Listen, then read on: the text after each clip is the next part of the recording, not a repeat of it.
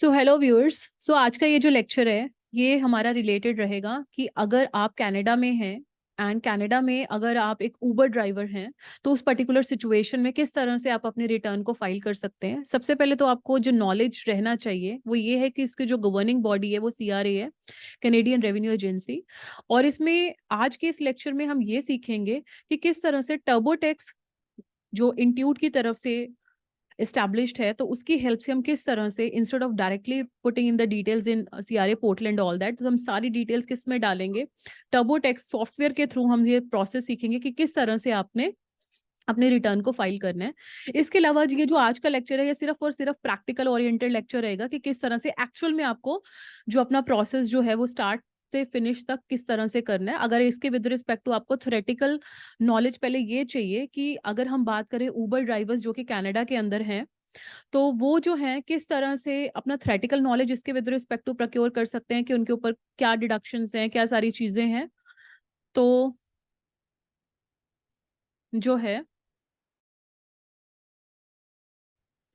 और practical knowledge के साथ साथ अगर आप ये देखना चाहते हैं कि क्यों भाई, एक सिंपल सा एग्जांपल लेते हैं कि आपको वो लेक्चर भी जाके क्यों देखना चाहिए। सिंपल सा लॉजिक ये है कि आप ये तो सीख रहे हैं कि किस तरह से टर्बोटेक्स सॉफ्टवेयर के अंदर हमने अपना रिटर्न फाइल करना है, कैसे मैनुअल लिस्टिंग होती है चीज़ों की। लेकिन अगर आपका एक एग्जांपल के तौर पे, जैसे अगर आप ऊबर ड्राइवर हैं तो आपकी जो इनकम है वो as a business and professional income है, बिजनेस इनकम है, जिसके लिए फॉर्म T125 लगेगा जो कि आप आगे फाइल करेंगे। इसमें आपका एम्प्लॉयमेंट की कैटेगरी में ये नहीं आएगा। तो ऐसे ही कुछ थ्योरेटिकल एस्पेक्ट्स जो हैं मैंने नीचे जो है क्योंकि ये जो सेम है, ये जो कोर्स में जो स्टूडेंट्स हमारे पास ऑलरेडी एनरोल्ड है इंस्टीट्यूट में, कोर्स में आप हमारे LMS में जाकर वो वाला लेक्चर भी देख सकते हैं। हेडिंग डली हुई है theoretical knowledge for the Uber drivers, और प्रैक्टिकल ओरिएंटेड नॉलेज वो भी आपको इस वीडियो में मिल रहा है। और जो यूट्यूबर्स हैं हमारे, जो व्यूअर्स यूट्यूब पे देख रहे हैं, तो उनके लिए लिंक मैंने नीचे दे दिया है, theoretical with respect to knowledge. आप वहां जाकर देख के फिर इस वीडियो को देखेंगे तो आपको चीजें और अच्छे से समझ में आएंगी। तो चलिए स्टार्ट करते हैं। ओके, तो आपको सर्च इंजन में डालना है टर्बोटेक्स कनाडा। तो जैसे ही आप टर्बोटेक्स कनाडा गूगल सर्च इंजन में डालेंगे तो यहाँ पर इस तरह का इंटरफेस आपके सामने आएगा। टर्बोटेक्स कनाडा जो आया है, यहाँ पर आप क्लिक करेंगे free Canadian tax software. So you have to click on this software, free Canadian tax software, because हम इसको फ्री वर्जन में ही सिखा भी रहे हैं as of now for the time being. और फ्री वर्जन में आपके लिए वहां से चीजें जो हैं खुद एक टेस्टिंग डेटा डाल के किस तरह से करना है वो आपके लिए इजीली मैनेजेबल होगा, स्पेशली फॉर द स्टूडेंट्स जो ये सीख रहे हैं हमारे इंस्टीट्यूट में, और फॉर जो यूट्यूबर्स हैं जो अपनी इनकम किस तरह से फाइल करनी है टर्बोटेक्स के through, being person in Canada, जो कि आप इनकम वहां पर अर्न कर रहे हो as a Uber driver over there in Canada, तो आपको भी काफी हेल्प मिलेगी। तो यहाँ पर इस तरह से इंटरफेस हमारे सामने आ गया है। तो हम यहाँ पर फाइल फॉर $0 राइट नाउ, क्योंकि हमें फ्री उसमें जा रहे हैं, इस पे क्लिक करेंगे। एंड फॉर सिक्योरिटी पर्पसेस मैं यहाँ पर थोड़ा सा अभी डिटेल्स डाल देती हूँ, फिर दोबारा लॉगिन करके आपको दिखाती हूँ। And let me tell you before I do that कि आपका अगर इस पे अकाउंट नहीं है, क्योंकि मेरा तो ऑलरेडी इस पे अकाउंट है, तो मैं सीधा साइन इन करूंगी। जो स्क्रॉल डाउन कर रही हूँ सबसे नीचे ये जो साइन इन है, मैं ID पासवर्ड डाल के सीधा साइन इन करूंगी। बट सिंस जो व्यूअर्स फर्स्ट टाइम कर रहे हैं, चाहे वो स्टूडेंट्स हैं चाहे वो हमारे यूट्यूब व्यूअर्स हैं, वो अपना यहाँ पर ईमेल आईडी डालेंगे, दोबारा से ईमेल आईडी डाल के कंफर्म करेंगे। आईडी आप अपनी चॉइस का ले सकते हो, कौन सी कंट्री से बिलोंग करते हैं, कनाडा या फिर आउटसाइड कनाडा, वो ये यहाँ पर डालोगे। अब कुछ व्यूअर्स के माइंड में आ रहा होगा आउटसाइड कनाडा भी इनकम कैसे टैक्सेबल होती है, वो भी मैं लिंक दे दूंगी। वो एक हमारा बेसिक लेक्चर है, वो भी आपको बीइंग अ यूट्यूब व्यूअर आप वो लिंक भी जाकर देखना कि आउटसाइड कनाडा भी है तब भी इनकम टैक्सेबल कैसे हो सकती है, क्या हो सकता है, वो भी सारे आपको क्वेश्चंस का रेजोल्यूशन मिलेगा। बट एनी हाउ यहाँ पर आप अपने पासवर्ड ले सकते हैं, पासवर्ड कंफर्म करके आप अपना यहाँ पर अपना साइन अप कर सकते हैं। सो ये जो चीज मैंने आपको बताई है साइन अप के लिए बताई है। ओके, सो सिंस मेरा इस पे ऑलरेडी अकाउंट था तो मैंने साइन इन कर लिया है। एंड साइन इन करने के बाद यहाँ पर आपके सामने कुछ ऐसे ऐसे ऑप्शंस रिवील होते हैं। तो आप अपनी चाहे तो नई return, start a new return पे मैं क्लिक कर रही हूँ। इसका सिंपल सा लॉजिक ये है कि मैं आपको एक टेस्टिंग डेटा बता के चीजों को अच्छे से समझा पाऊँ ताकि आपको अच्छे से समझ में आए। And again I would rather repeat and retreat this thing कि अगर आपने थ्योरेटिकल वाला नोट्स वाला पूरा नॉलेज लेना है कि ये तो आप प्रैक्टिकली सीख रहे हैं कि जो कनाडा में उबर ड्राइवर है किस तरह से उसको रिटर्न फाइल करनी है। अगर इसका थ्योरेटिकल नॉलेज चाहिए तो एक और वीडियो का नीचे लिंक है, यूट्यूब व्यूअर्स वो लिंक को नीचे क्लिक कर सकते हैं डिस्क्रिप्शन बॉक्स में। और जो हमारे स्टूडेंट्स हैं, वो हमारे इंस्टीट्यूट के जो स्टूडेंट्स हैं, उसको आपको कोर्स में ये वीडियो मिल जाएगा, तो आपको कोर्स में जाकर अपना वहां पर जो टाइटल रहेगा वही रहेगा, Uber drivers how to file the taxation part, business income and all, theoretical notes के फॉर्म में रहेगा। तो वहां पर जाके आप नोट्स भी रेफर कर सकते हो, उसका वीडियो भी देख सकते हो। तो चलिए इस चीज को कंटिन्यू करते हैं।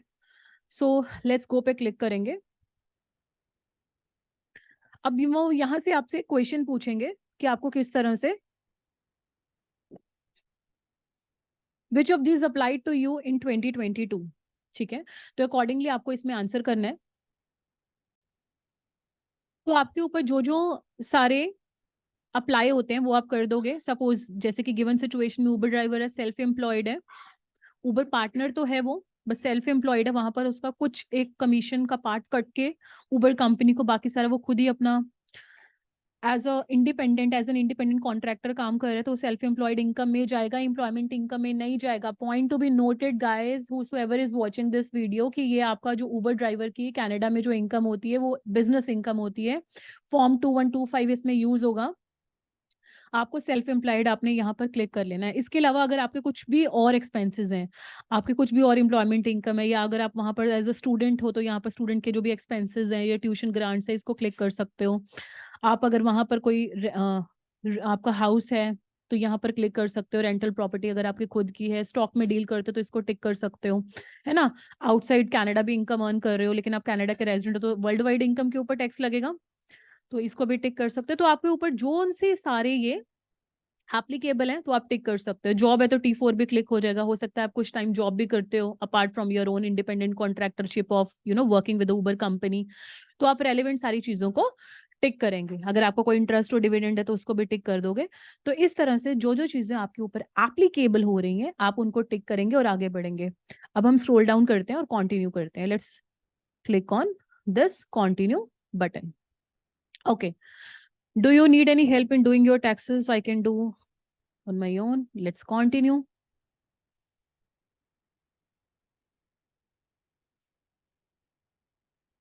स्टार्ट फॉर फ्री पे क्लिक करेंगे।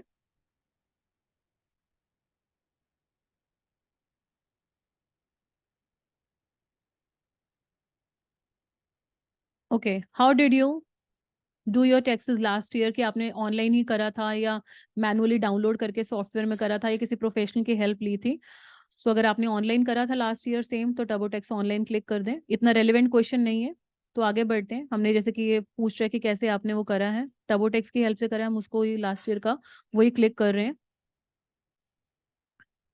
अगर आप फर्स्ट टाइम फाइल कर रहे हो, है ना, वहां पर कनाडा में फर्स्ट टाइम गए हो, फर्स्ट टाइम उसके टैक्स ब्रैकेट में आए हो, I am filing for the first time, इस पे भी कर सकते हो। बट अभी फॉर द टाइम बीइंग, और जो व्यूअर्स इसको देखना चाहते हैं तो मैं इसको भी क्लिक करके दिखा देती हूँ कि किस तरह से आपका इंटरव्यू इंटरफेस रहेगा इसमें। चलिए आगे बढ़ते हैं। Who you are preparing this return for, कि आप खुद के लिए प्रिपेयर कर रहे हैं, अपने स्पाउस के लिए प्रिपेयर कर रहे हैं, या फिर अगर आप एक इंडिपेंडेंट कॉन्ट्रैक्टरशिप में काम कर रहे हैं तो उस पर्टिकुलर सिचुएशन में भी आप अपने क्लाइंट के लिए रिटर्न प्रिपेयर कर रहे हो तो समवन एल्स में जाएगा। रिपीट करने दीजिए मुझे, who you are preparing this return for. खुद के लिए कर रहे हो तो माई सेल्फ को क्लिक करना है, अपने पार्टनर या स्पाउस के लिए कर रहे हो तो इधर क्लिक करना है, अगर आप किसी को सर्विसेज रेंडर कर रहे हो उसके बिहाफ पे रिटर्न फाइल कर रहे हो तो ये वाली कैटेगरी को क्लिक करना है। ओके, तो यहाँ पर हम फॉर द टाइम बिंग अपने लिए कर रहे हैं अगर, तो यहाँ पर हमें ये क्लिक करना होगा। कंटिन्यू करेंगे।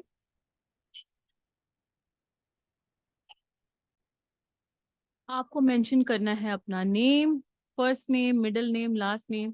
जैसे यहाँ पर hold on please, name mention कर देते हैं।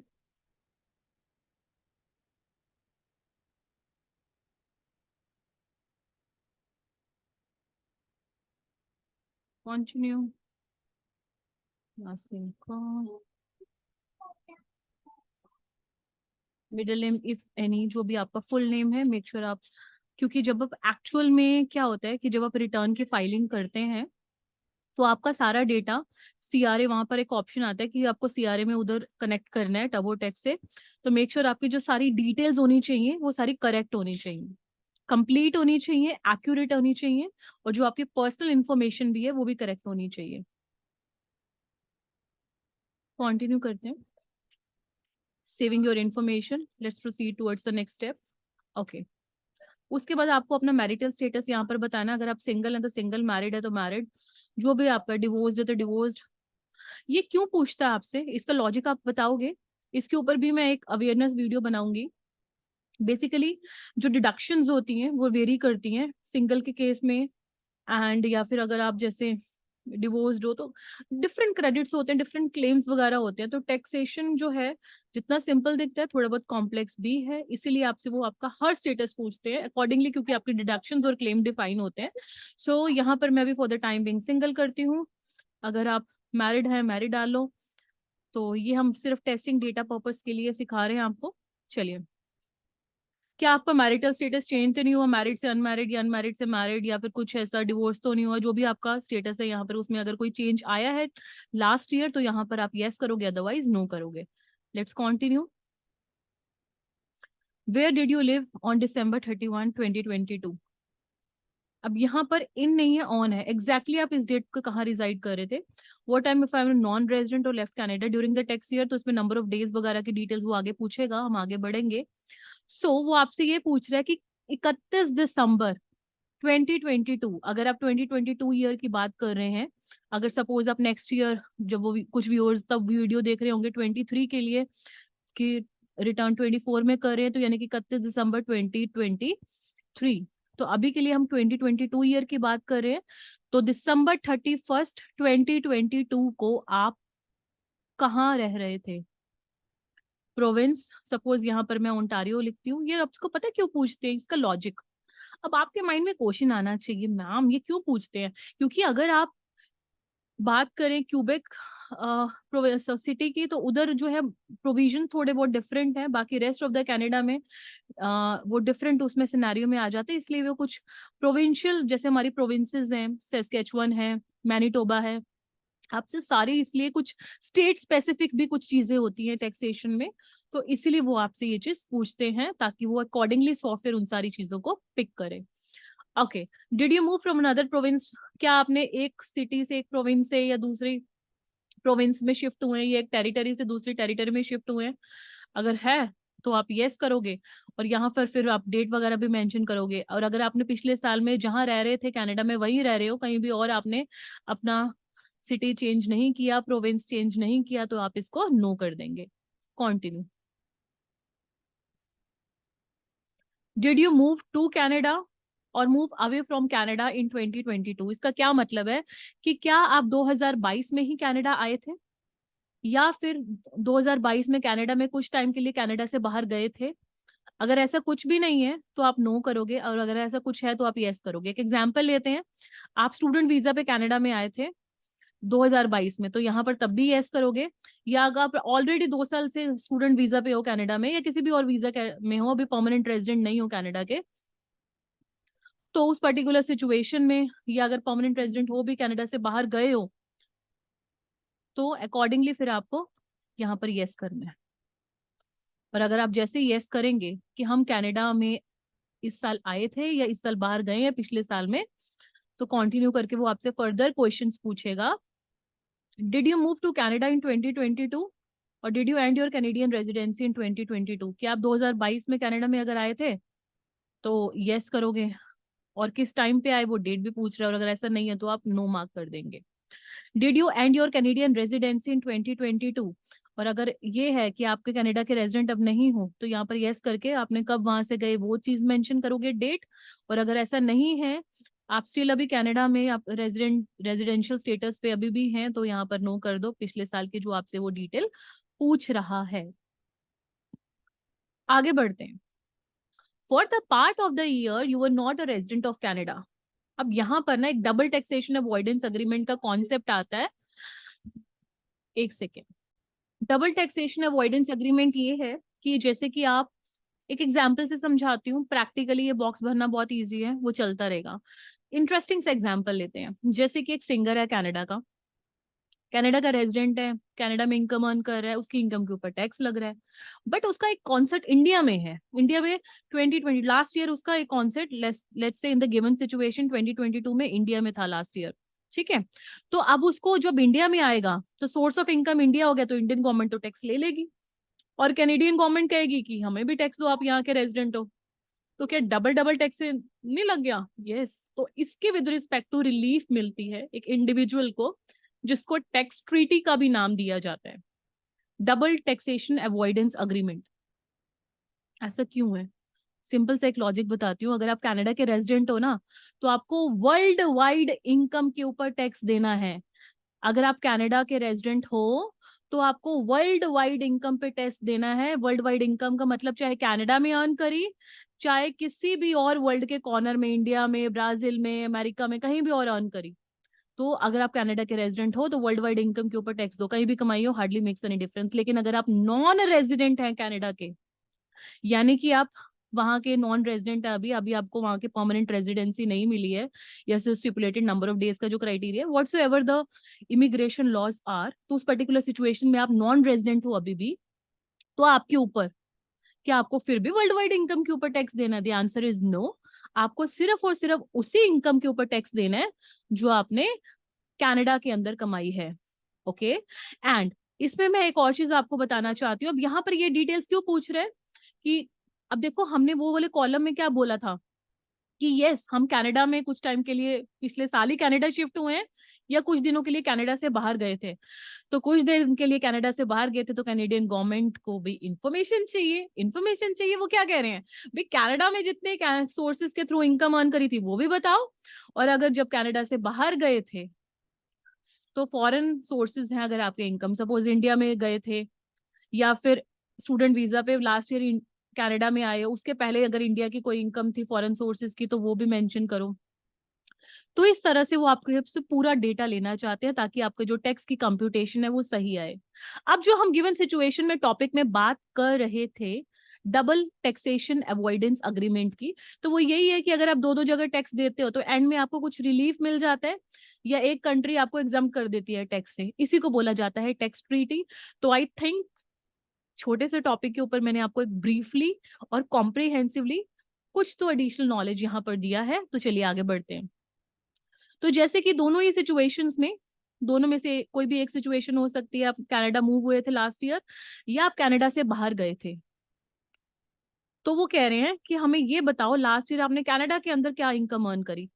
अब जो उबर ड्राइवर्स हैं उनकी एक उबर कंपनी का जो डैशबोर्ड होता है वहां पे टैक्स समरी के अंदर वो डाउनलोड कर सकते हैं अपनी, वो कितनी कमीशन कटी और कितना उनका माइलेज की डिटेल्स होगी, अर्निंग की डिटेल्स होगी, वहां से आप डाउनलोड कर सकते हो, वहां से आपको यहाँ पर इनकम पता लग जाएगी। उसके साथ कोई और सोर्सेज से भी इनकम है तो वो भी यहाँ पर मेंशन कर सकते हो।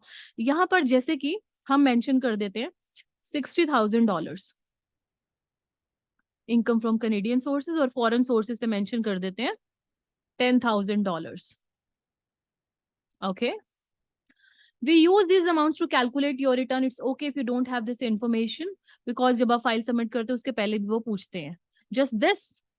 अब आप बोलोगे कि ठीक है टैक्स कंप्यूटेशन के लिए तो समझ में आया, टैक्स की इन्फॉर्मेशन दी है। अरे भाई जब रिफंड निकलता है, रिफंड इसलिए तो निकलता है अगर आपने एक्स्ट्रा टैक्स की पेमेंट कर दी है, टैक्स ट्रीटी के अकॉर्डिंगली बेनिफिट मिल गया उस सिंगर को, उसने कह दिया मैं तो कॉन्सर्ट करने गया था इंडिया, कनाडा का रेजिडेंट है, कनाडा का सिंगर है वो, और मेरे को वहां से $10,000 की वहां पे इनकम हुई है, तो कैनेडियन गवर्नमेंट कहती है अपने फोर्सेस फॉरेन सोर्सेज की भी इनकम जो है यहाँ पर डिस्क्लोज करो आप। Continue. Are you a Canadian citizen और नॉट? ये क्यों पूछ रहे हैं? सिंपल सा लॉजिक यही है कि अगर आप यस करते हो तो आपकी वर्ल्ड वाइड इनकम के ऊपर टैक्स लगेगा, और इसके साथ साथ वो आपसे एडिशनल क्वेश्चन पूछते हैं कि आप जो है कैनेडियन रेवेन्यू एजेंसी, सीआरए कौन है, कैनेडियन रेवेन्यू एजेंसी को ये पावर देते हो कि वो आपका इलेक्शंस के with respect to voter ID card के लिए वो इन्फॉर्मेशन करोगे तो यस आएगा। तो क्या आप कोई ऑर्गन या आपने डोनर वाली लिस्ट में कि अगर आप ना रहो तो कुछ ऐसा अपना डोनेट करना चाहते हो तो यहाँ पर यस या वगैरह कर सकते हो। और do you have income that is exempt from tax under the Indian act? वो कह रहे हैं कि अगर आप आपके पास ऐसी इनकम है कि जिसके ऊपर हमने टैक्स लगा दिया या इंडियन एक्ट के अकॉर्डिंगली वो एग्जाम्प्ट है, तो आप यहाँ पर यस करोगे। Are you filing? अब यहाँ पर किसी व्यूअर को डाउट आ सकता है, ये इंडियन एक्ट क्यों पूछ लिया? Do you have income that is exempt from tax under the Indian act? अरे जो हमारा इंडियन इनकम टैक्स एक्ट 1961 है, तो उसमें कुछ इनकम एग्जाम्प्टेड भी होती है, कुछ के ऊपर डिफरेंट रेट्स हैं, कुछ जो इनकम्स है हमारी, तो उस पर्टिकुलर सिचुएशन में डिफरेंट डिफरेंट इनकम्स होती हैं जिनके ऊपर टैक्स लगता है, वो डिफरेंट है, कुछ को एग्जाम्प्ट किया गया है। तो वो यही पूछ रहे हैं कि सिंगर वाला एग्जाम्पल लेते हैं to make it very simple. Canada का सिंगर था, इंडिया आया, कॉन्सर्ट किया, $10,000 कमाए। तो अब वो जो $10 है, क्या वो इंडिया में एग्जाम्प्ट है कि नहीं? अगर वो इंडिया में एग्जाम्प्ट है तो ये टैक्स लगा देंगे ना महाराज। और वो अगर इंडिया में एग्जाम्प्ट नहीं है तो उस पर्टिकुलर सिचुएशन में आपको रिलीफ मिलेगी बाद में, इसलिए ये क्वेश्चन पूछा जा रहा है। और अगर आप कैनेडियन रेवेन्यू एजेंसी में फर्स्ट टाइम अकाउंट मतलब टैक्स रिटर्न फाइल कर रहे हो तो आपको यस करना है। Do you need to file your tax return for any previous year की रिटर्न अगर फाइल करनी है? अब पॉइंट टू बी नोटेड, अगर आप इसमें यस करेंगे तो अकॉर्डिंगली फिर आपको प्रायर ईयर रिटर्न की भी सारी डिटेल्स वहां पर डालनी पड़ेंगी। अभी के लिए हम यहाँ पर नो कर रहे हैं, किसी और प्रीवियस ईयर की नो कर रहे हैं। स्टेप्स को फिर से देखेंगे, come on one more time. Are you Canadian citizen? Yes कर रहे हैं तो वो ये पूछेंगे इलेक्शन कार्ड के लिए आपको इन्फॉर्मेशन ले ली जाएगी, ऑर्गन तो नहीं डोनेट करनी है, यस कर दिया। और अगर आप जैसे वो सिंगर वाला एग्जांपल दिया, भारत से कोई इनकम अर्न करते हैं तो क्या आपको वो जो इनकम जो अगर आपने भारत से कमाई है वो एग्जम्प्ट है इंडियन इनकम टैक्स के अकॉर्डिंगली कि नहीं है? ठीक है, क्योंकि थोड़ा सा यहाँ पर मैं आपका 5 मिनट डेविएट करके इंडियन इनकम टैक्स एक्ट 1961 की तरफ लेके चलती हूँ। जैसे कि हमारे इंडिया में 5 हेड्स ऑफ इनकम होते हैं, salary, house property, business and profession, capital gains, other sources. Even की अगर हम बात करें, ये तो हेड्स ऑफ इनकम है। सोर्सेज इनकम के बहुत से हो सकते हैं, आपको रेंटल इनकम आ रही है वो हाउस प्रॉपर्टी में ज्यादा चली जाएगी। अब अपना घर बेच रहे हो, सेल कर रहे हो, आपको कैपिटल गेन हो जाएगा, उस हेड में चली जाएगी। ठीक है, सैलरी अर्न कर रहे हो, सैलरी हेड में चली जाएगी। आपको इंटरेस्ट आ रहा है फिक्स डिपॉजिट के ऊपर, अदर सोर्सेज में चला जाएगा। तो ऐसे ही रूल्स भी डिफरेंट हेड वाइज डिफरेंट होते हैं। जैसे कि अगर बात करें एग्रीकल्चरल इनकम, तो it is exempted under the Indian income tax act 1961। तो हो सकता है कि अगर आपने किसी ऐसे सोर्स के थ्रू वहां पर इनकम कमाई है जो कि एग्जाम्प्ट है, तो यहाँ पर आपको क्या लिखना पड़ेगा? यस। और अगर एग्जाम्प्ट नहीं है तो आपको नो लिखना पड़ेगा। अच्छा, कैनेडियन गवर्नमेंट ये इन्फॉर्मेशन आपसे क्यों प्रोक्योर करना चाहती है? क्योंकि वो ये देखना चाहते हैं कि अगर वहां पर टैक्स की एग्जाम्पशन है और आप कनाडा के रेजिडेंट भी हो तो वर्ल्ड वाइड इनकम के ऊपर टैक्स पेमेंट करो और कोई रिलीफ नहीं है, क्योंकि आपने डबल टैक्सेशन की पेमेंट नहीं की है। और अगर आप वहां पर टैक्स की पेमेंट करके आए हो, है ना, do you have income that is exempt for tax? अगर यस किया तो ठीक है, अगर आपने कहा no, it was not exempted over there, जैसे कैनेडियन सिंगर के केस में एग्जाम्पल लें, ठीक है, उसने कह दिया डू यू हैव सपोज ये कैनेडियन सिंगर जो है रिटर्न फाइल कर रहा है, do you have income that is exempt from tax under the Indian act? तो नो। अब ये भी तो हो सकता है, जो हमारा जो केस स्टडी है वो किसके ऊपर ओरिएंटेड है? उबर ड्राइवर के ऊपर। ठीक है, एक स्टूडेंट है, वो स्टूडेंट वीजा पे कनाडा गया हुआ है, उसने पूरा अपना जो है जो उसकी इनकम है टैक्सी ड्राइव करके आ रही है, उबर टैक्सी ड्राइव करके आ रही है। अब सपोज वो कुछ टाइम के लिए इंडिया गया और वहां पर 3 मंथ्स के लिए रहा और उसने कुछ वहां पर इनकम अर्न करी। अब क्या वो इनकम उस उबर ड्राइवर के लिए उसको ये इन्फॉर्मेशन देनी है, क्या वो इंडियन इनकम टैक्स के अकॉर्डिंगली अगर एग्जाम्प्टेड है तो यस लिखना है, ताकि अकॉर्डिंगली टैक्स की ट्रीटमेंट दी जा सके कैनेडियन रेवेन्यू एजेंसी के द्वारा।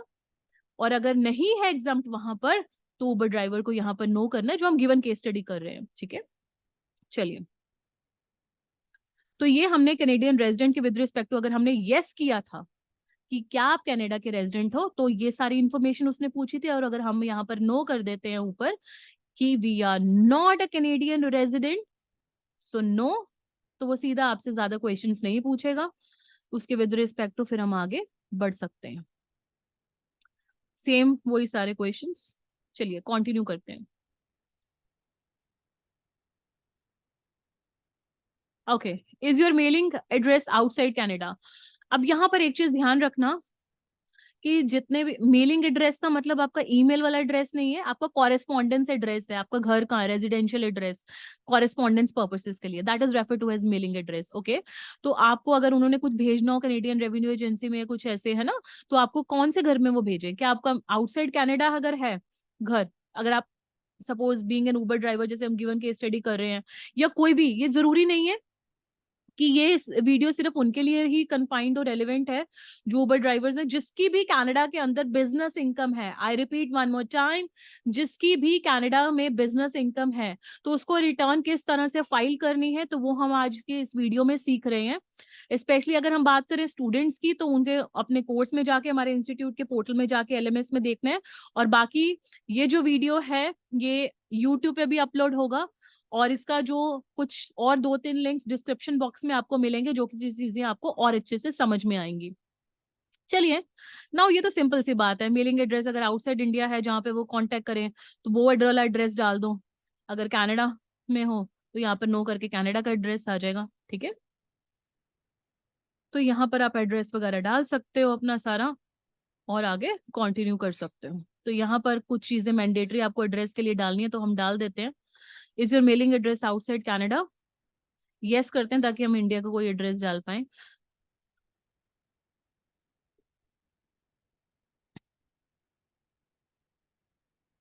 स्ट्रीट एड्रेस कुछ भी डाल दो, 1520160055, तो कुछ भी आप इसमें अपनी इंफॉर्मेशन निकाल के उसको कंप्लीट कर लीजिए।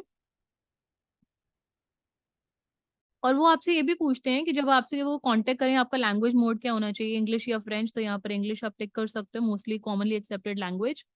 आपका ईमेल एड्रेस यहाँ पर आप दे सकते हो, फोन नंबर दे सकते हो।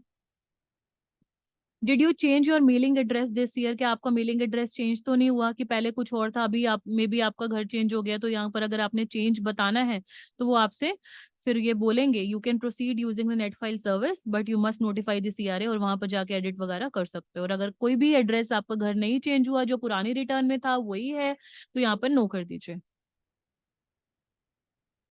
जब आप ये सारी इन्फॉर्मेशन यहाँ पर फिल कर देते हैं तो आपके पास आगे आता है, do you have any dependents? अब डिपेंडेंट्स है तो अगेन ये किस लिए रेलेवेंट है कि आपको कोई डिडक्शन मिलनी है, कोई रिलीफ मिलनी है, तो उसके लिए आपसे टैक्सेशन अथॉरिटीज कनाडा की पूछ रही हैं। सीआरए अथॉरिटी ने ये सारे क्वेश्चंस इसलिए बनाए गए हैं, जो कॉमन प्लेटफॉर्म जैसे जिसको ऑथराइजेशन मिला है, जैसे कि टर्बोटैक्स है, सॉफ्टवेयर, है ना। तो इसीलिए क्वेश्चन पूछा जा रहा है, बिकॉज क्रेडिट्स और डिडक्शंस उसमें वेरी करते हैं। और इसमें हमारे जो कोर्स में आपको एक एक चीज बहुत अच्छे से मिलेगी कि कौन सी, जैसे चाइल्ड टैक्स क्रेडिट या कुछ भी, आपको हर डिडक्शन, हर क्रेडिट का डिटेल में डिस्क्रिप्शन मिलता है। हम एक वीडियो में सारी चीजें नहीं इनकॉर्पोरेट कर सकते।